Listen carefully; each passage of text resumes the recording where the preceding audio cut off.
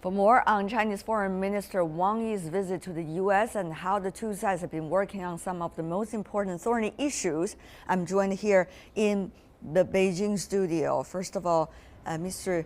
Yang Xiyu, who is a senior fellow at the China Institute of International Studies. Welcome, sir. Also joining us in Beijing, Mr. Teng Jianqun, who is the director of the Center for Arms Control of the China Institute of International Studies. And also another guest joining us from Washington, D.C., senior advisor for Asia and also Freeman Chair in Asia Studies and China Studies at the Center for Strategic and International Studies, Ms. Bonnie Glaser. Welcome to the three of you.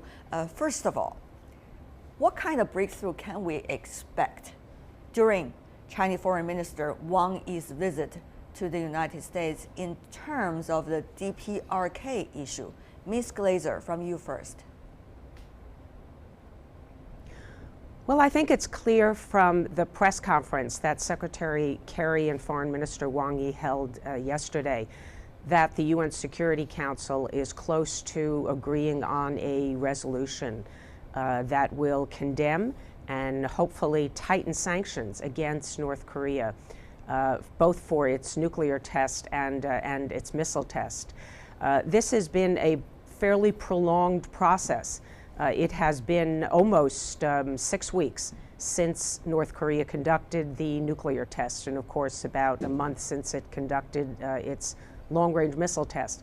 And so this is longer than in the past. It has taken some time to come to closure, to reach an agreement, but I think that we are finally there. The draft will be circulated among the other P5 members and then probably will be announced later this week. And I think that's a very good development. Mr. Yang, we understand, of course, previously, U.S. and China was not on the same term when it comes to what kinds of punishment will be offered to DPRK when the other side have a latest development in terms of their nuclear capability, particularly nuclear weapons. But this time, is it going to be a sea difference from the Chinese side in terms of how to deal with it? Many people misunderstand the differences between China and the U.S. on North Korean nuclear issue as agree with the sanction or disagree with sanction. That's not the truth. The only difference between the two is the degree of the sanctions. I describe as the degree of the differences as a carpeting sanction or targeting sanction. Blanket cover everything or targeted fundamental What do you points. expect this time? So basically, I think all directly and indirectly related business and economic both activities and individuals or companies will be covered by the sanction regime. That will be effectively to impede or stop their nuclear development from the smuggling or export control regime. But does that, in a way, represent a rather shift of China's position in terms of how to deal with DPRK? Yeah, I think especially from the third nuclear test by DPRK in 2013, China has adjusted a little bit its policy toward the nuclear issue in that region, because the nuclear threat and even the rocket issue have already become a very direct and also real challenge to the security of all the regions concerned. Right. So this is a very important step, especially after the fourth nuclear test early this year. And I think the breakthrough this time should be the consensus made by the two countries to have more common ground to give an even more tougher sanction against the DPRK, because all the tests violated the international law and also the UN resolutions. Concerted effort this time, it seems, from two sides. But one of the important questions is not just about what kind of sanctions, Ms. Glaser. We all understand this. Sanctions work, however, only to a certain degree. The most important thing is to find what could be the ultimate solution to the crisis on the Korean Peninsula. Ms. Glaser, one of the things China offers is about having two kinds of discussions going on at the same time. One is denuclearization on the Korean Peninsula. The other is the armistice between U.S. and Korea, DPRK, between the North and the South. How do you think the U.S. and Washington is moving on that front? Well, I think that the Obama administration has been very open to listening to China's suggestions. This is a challenge that both the U.S. and China face. However, there was a very important agreement in September of 2005, which of course Yang Xiyu remembers quite well, that North Korea would denuclearize. There was a commitment in that agreement.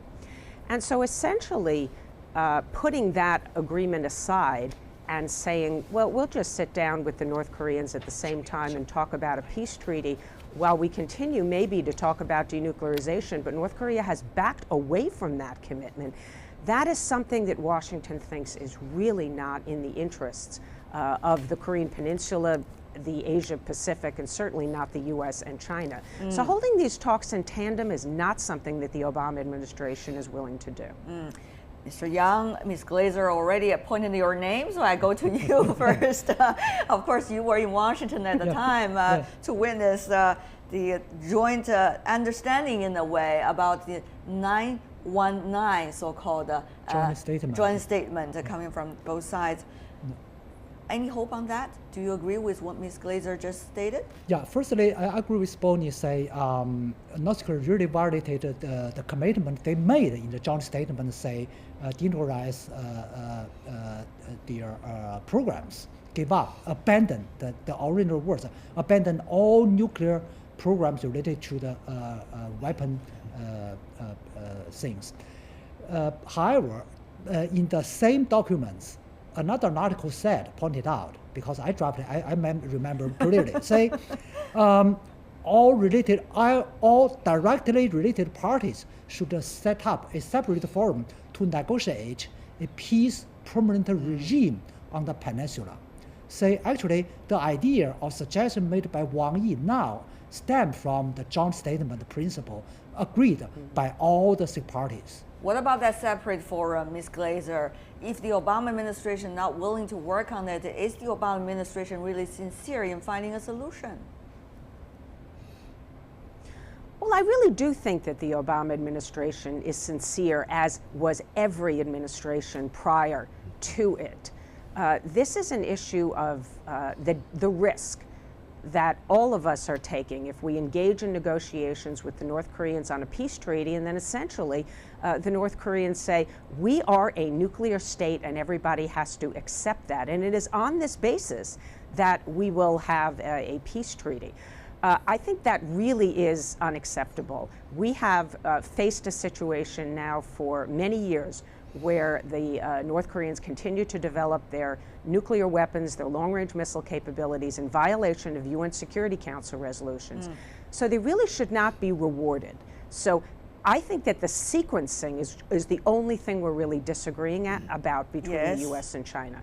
North Korea should return to its commitments to denuclearize, and then we should resume the six-party talks. And we certainly then could have we could resume the process of talking about a Northeast Asia peace and security arrangement and a peace treaty on the Korean Peninsula. Sequencing, of course, it looks small. However, it's one of the biggest issues now concerning the Korean Peninsula, the solutions. Mr. Teng, this is only one of those examples as to how China and U.S., two big powers. U.S. is a world power, China, of course, a rising one in the Asia Pacific region, could work together, or could have huge differences when it comes to working together, the content itself. What do you make of this DPRK issue now in terms of providing inspiration and a case study about what the two countries can do in streamlining their interests in the region and even to work together? Yeah, I quite agree with you that the two countries both have different approaches to protect their own interest in this region, especially when DPRK tested nuclear bomb and tested its missile system. So I think this time, the two countries should find the common ground, because as I mentioned just now, the threat is direct, is real. I heard a story, when I was in DC, I think 2 weeks ago. Some officials from the White House mentioned that this time the missile system from DPRK can reach the mainland of the United States. When the security interests of the United States facing threat, I'm sure the U.S. decision makers would change a little bit its policy toward the ECU. This is actually a common ground. When the two countries have common ground to cooperate, I'm sure they should give some compromise in terms of their own interests. But it seems that only common ground about sanctions, not necessarily common grounds about the eventual solutions and the sequencing, which has been bothering the two countries and many others for years since the breakdown of the last six-party talks. So I want to go to you now, Mr. Yang. That's one thing. The other thing is also interesting. That is what the role that the U.S. would play or China would play when it comes to the relations among countries in the region, not just necessarily with DPRK, but also some of the others. For example, the issue, Mr. Yang, you know this very well, about that, which is a kind of so-called protective mechanism that South Korea originally was talking about, thinking of purchasing from the United States. And that China, Russia, and many others complain could, in a way, impact on the security of China. This is almost similar to what Mr. Teng said about what Washingtonians were concerned about the DPRK's missiles reaching the U.S. Major continent. So what about that? What are the roles the two sides are playing in terms of building its relations with other countries in the region? Well, obviously, the two countries on one hand share the common interests on the denuclearization. Just like Bonnie mentioned earlier, neither China nor U.S. accept the so-called status quo of nuclear state for North Korea, absolutely. But on the other hand, the means from the country, two sides, are quite different. You mentioned the THAAD system. It's not only provoke North Korea to do something worse, but even worse, say, provocative to Chinese and the Russians' national security, because the so vast scope of the radar working really damage the third parties' security when they talk about North Korean threat to their own security. So I think ideally the both sides should work on the common ground and conduct and exercise the similar means toward the same direction. But now, unfortunately, on some sad issue, the two sides fall in the differences. Ms. Glaser, that issue is a very interesting one, certainly concerning a lot of people. It, in a way, as Mr. Yang said, apparently, U.S. and China have the same goal when it comes to the specific issue of denuclearization of the Korean Peninsula. And yet the means the two sides seem to subscribe to also give each other certain signals about eventually what might be the strategic goals each other would be interested in the region. There would be a lot of suspicion and concerns. Ms. Glaser. Well, I think that there are differences between the U.S. and China on many levels, and these include the future of the Korean Peninsula. What would reunification look like? China has always been concerned about the U.S. alliance with South Korea and the deployment of troops there. And it is against that background that I think that China is also worried about THAAD, because as Yang Xiyu mentioned, there's a perception in China that this is damaging to Chinese security. However, I think Beijing's made a mistake in essentially threatening South Korea that there will be horrible consequences for the bilateral relationship between China and South Korea if THAAD is deployed. This is ultimately the right of any nation to defend itself. And South Korea faces an enormous threat from North Korea. And it has the right to take actions such as deploying a more capable missile defense system.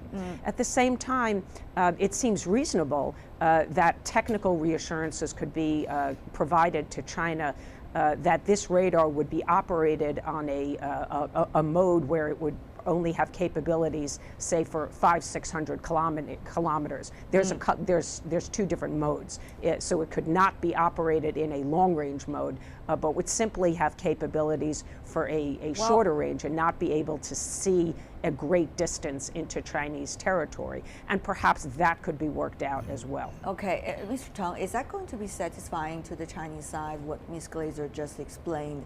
Secondly, she mentioned that today the South Korean government ushered in the Chinese ambassador to South Korea, quote unquote, complaining about the Chinese ambassador's remarks regarding what might be the severe consequences if the South Korea purchased the THAAD from the United States to the bilateral relations.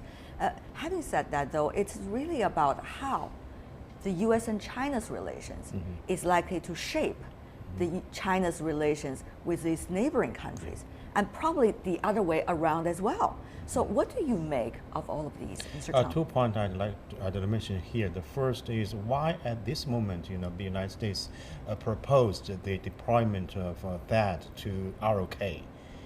Because it has no direct connection between the nuclear test and the defense system. So I think we should think about the purpose for the United States. Actually, if we look at the recent years, the United States has tried its best to deploy such a system in Peninsula. This is the first point. And the second point is actually THAAD is a very important part of the U.S. missile defense system from Alaska, from Japan. And now the Philippine president also mentioned, Aquino would like to deploy the THAAD system in that country. Actually, this is a system of system. Yeah. So for the missile defense. So that's the reason for China to give a very strong, reaction to such a possible deployment of that in ROK. Mr. Yang, final words from you. How really U.S. and China, from your perspective, are shaping the relations that the two countries would have with countries in the Asia-Pacific region? For example, this time about the DPRK nuclear issue and its all-related questions. Well, it's a really fundamental question, not only for China, but also for the United States. Now, all the hot issues ranging from the Peninsula, East Sea, South Sea, put U.S.-China relation at a crossroad. Either go to a cooperative direction or confrontational direction. But on the other hand, between the two countries, there are two fundamental interests. Number one, both of the countries like the peace and stability here. No party want war. And secondly, both of the China and the U.S. hope the sustainable prosperity is here, so that both of the countries can make money here. So based on the two common grounds, I think a great room for cooperation, but we need to be smart enough to handle the differences. All right.